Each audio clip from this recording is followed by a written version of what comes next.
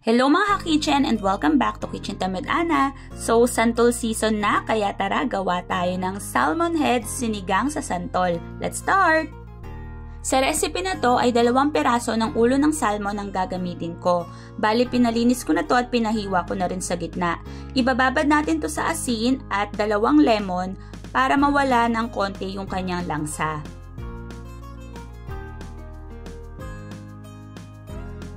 So habang binababad natin yung salmon head, umpisahan na nating balatan yung santol.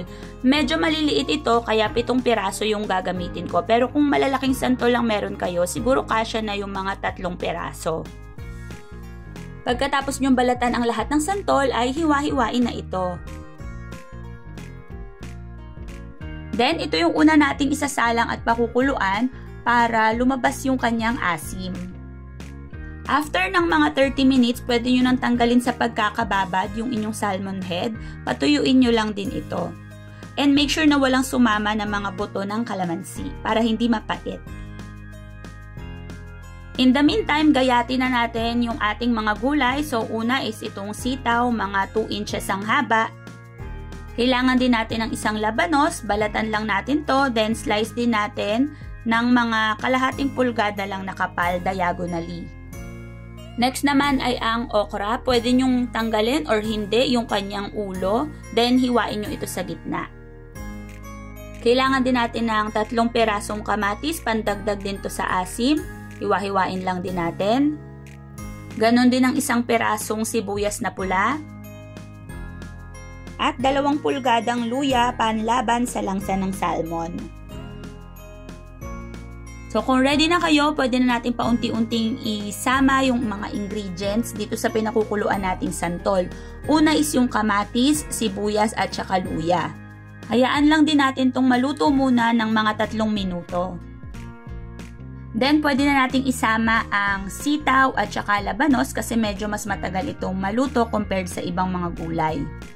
Kasabay nito, ilagay na rin natin yung mga ulo ng salmon. Sa pampalasa naman, ang ilalagay ko lang ay 2 kutsarang patis at paminta. Pwede natin itong dagdagan na lang mamaya kung kulang pa.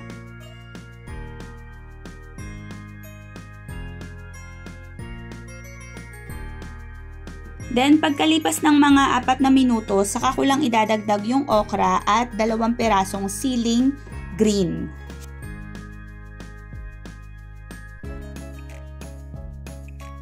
So yan, kapag naluto na yung okra, pwede nyo itong tikman and kung sakaling nakukulangan pa kayo sa lasa nito, pwede kayong magdagdag ng patis.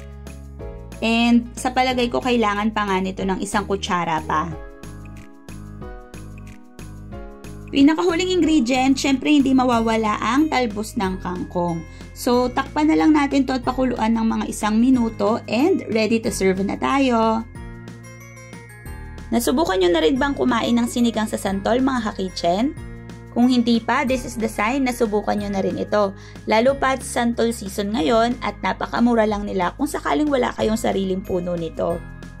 One thing I like about this is very fruity yung asim niya at hindi siya masyadong acidic. Kaya perfect talaga to. So sana matry nyo rin. See you next time mga ka-kitchen. Thank you for watching!